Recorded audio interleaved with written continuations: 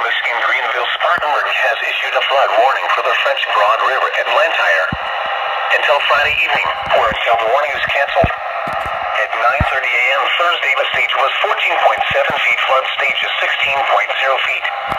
Minor flooding is forecast. Rise above flood stage by late this morning and continue to rise to near 18.5 feet by early Friday morning. The river is expected to fall below flood stage by Friday afternoon. Impact at 18.0 feet. Minor flooding continues. Widespread farmland flooding between the French Broad River and the railroad tracks is ongoing. The river may be overtopping the railroad tracks near Fodderstack Mountain Road and River Ridge Road. The intersection of River Road and Big Willow Road is inundated with several inches of water.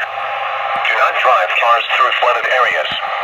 Remember, nighttime makes it difficult to recognize flooded areas.